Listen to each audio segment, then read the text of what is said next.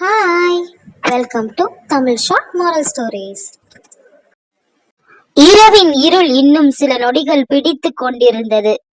ஆனால் அதன் மீது சூரியனின் ஒளி ஆட்சி செய்ய தொடங்கியது.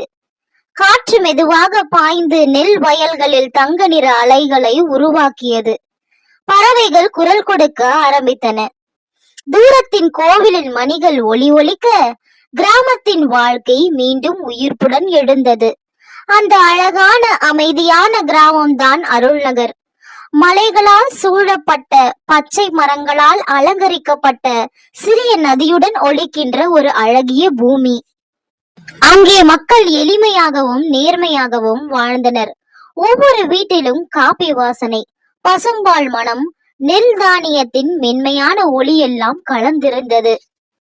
ஆனால் அந்த கிராமத்தில் ஒருவன் மட்டும் இந்த சூழலில் வேறுபட்டவன். அவனுடைய பெயர் கார்த்திக். அவனுடைய கதையையே நாம் வாழ்க்கை பாடமாக பார்க்கலாம். கார்த்திக்கிற்கு இளம் வயது, சுறுசுறுப்பு நிறைந்தவன். ஆனால் சோம்பேறித்தனமோ அவன் நிழல் போல. வயது 25, கனவு நிறைந்த கண்கள். ஆனால் ஒரே பழக்கம், ஏதாவது இலவசமாக கிடைக்குமா? அவனுக்கு வேலை அப்படிங்கிறது சுட்டு போட்டாலும் வராது. ஏன் உழைக்கணும், எதற்காக உழைக்கணும், அப்படி என்ற எண்ணம் அவன் உள்ளத்தில் எப்பொழுதும் ஓடிக்கொண்டே இருக்கும். அவன் எப்பொழுதும் குறுக்கு வழி, அதாவது ஷார்ட்கட் தேடும் பழக்கம் உடையவன். பிறரின் உழைப்பை பார்த்தும் வயலில் வேலை செய்பவர்களை பார்த்தும் சிரிப்பவன். அவன் எப்பொழுதும் மற்றவர்களை நம்பி வாழ்வான். முறையாக பணம் சம்பாதிக்கவில்லை. அவனுக்கு பசி என்றால் நண்பன் முரளி வீட்டில் சாப்பாடு, பயணிக்க வேறொருவன் வண்டி, பணம் தேவையா யாரிடமாவது கடன். முரளி அவனுடைய நெருங்கிய நண்பன். அவன் அமைதியானவன், ஆனால் நேர்மை அவன் குணத்தில் கலந்தது. ஒரு நாள் கார்த்திக் வழக்கம் போல முரளியிடம் வந்தான். அவன் புன்னகையுடன் கேட்டான், முரளி, உன்னோட பைக்கு குடுடா. சரி, நீ என்னோட வண்டியை எடுத்துட்டு போ, ஆனா போற வழியில பெட்ரோல் மட்டும் போட்டுக்கோ. அதற்கு கார்த்திக்கோ, டேய், என்கிட்ட காசு இல்லடா, நீயும் அதுக்கே காசை கொடுத்துரு. கார்த்திக், எல்லாமே இலவசமா கிடைச்சிடாதடா என்று முரளி சொல்ல, அதற்கு கார்த்திகோ சிரித்து விட்டு செல்கிறான். அப்படியாக அவன் நகரத்திற்கு செல்லும் வழியில் பெரிய வாகனங்கள், வண்ணமயமான விளம்பரங்கள், பெரிய போஸ்டர்கள். அங்கே ஒரு பெரிய விளம்பர அட்டை. அந்த விளம்பர அட்டையில் ஃப்ரீ மணி ஆப், இன்று ரெஜிஸ்டர் பண்ணுங்க, நாளைக்கு பணம் உங்க கணக்கில. ஒரு இளம் நபர் அவனை அழைக்கிறார். தம்பி, இது ஃப்ரீ மணி ஆஃபர், ரெஜிஸ்டர் பண்ணுங்க, நாள்தோறும் 500 ரூபாய். கார்த்திக்கின் கண்கள் அகலமாக விரிவடைகிறது. அவன் மொபைலை எடுத்துக் கொள்கிறான். அந்த ஆள் சொல்லும் ஆப்பை டவுன்லோட் செய்கிறான். கேள்விகள் வரும்பொழுது name, Aadhaar card, bank details மற்றும் தயக்கமின்றி அனைத்து தகவல்களையும் பூர்த்தி செய்கிறான்.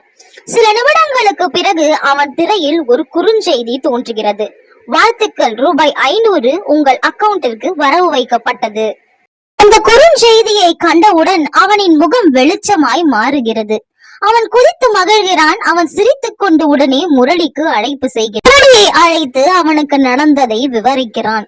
முரளி அமைதியாக இருந்து பின்பு, கார்த்திக், இதுல ஏதாவது தவறு இருக்கலாம்டா, யாரும் காரணம் இல்லாமல் பணம் தர மாட்டாங்க.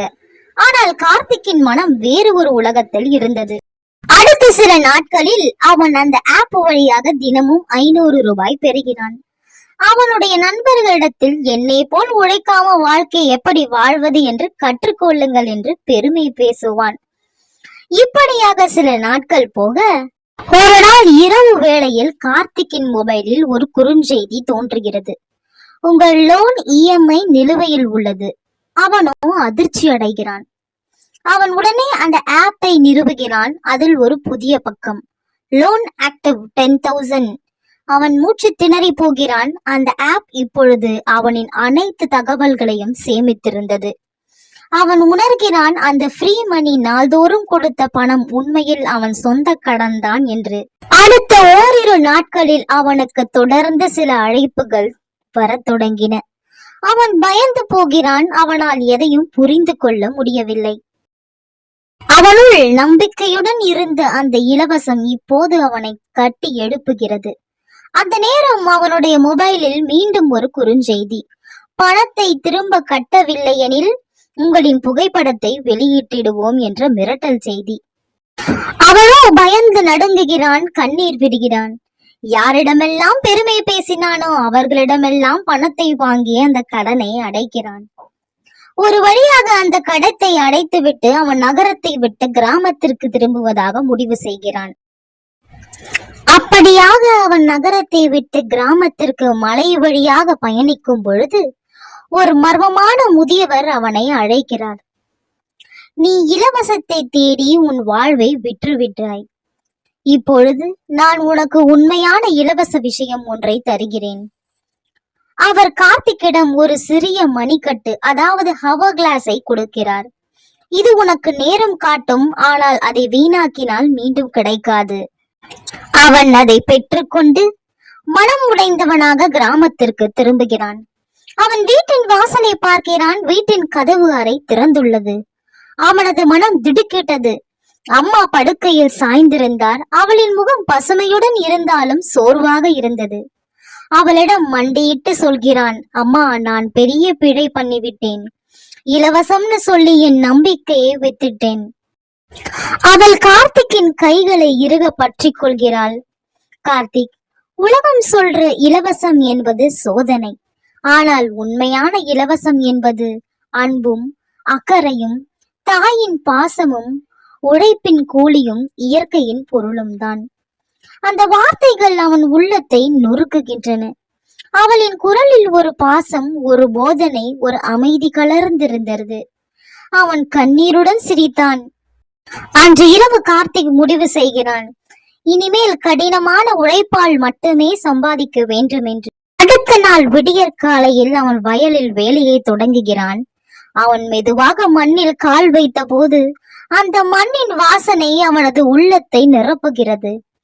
அவன் முறையாக பண்ணையையும் பராமரிக்கிறான். அவனது கைகள் மண்ணில் கலக்கின்றன.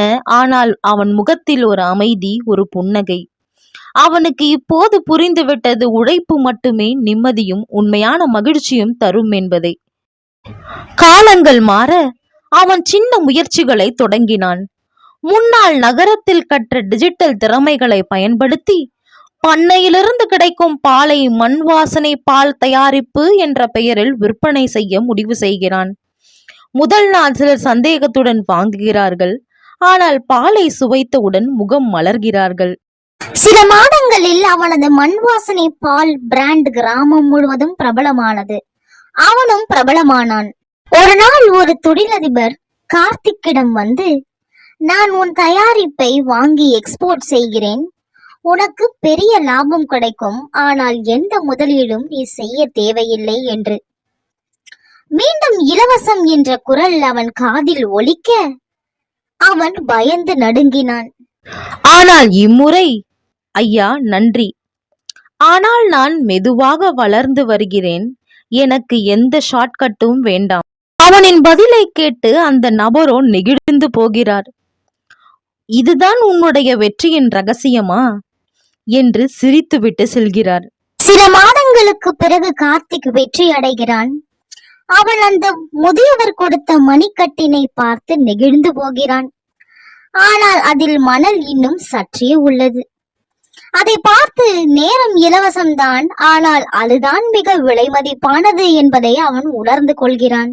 இந்த கதையோட மாரல் என்னன்னா, வாழ்க்கையில எதுவுமே இலவசம் இல்லை. ஒரு சிறிய சலுகை கூட ஒரு விலை உள்ளது. நம் உழைப்பே அனைத்தையும் இலவசமாக உணர வைக்கும்.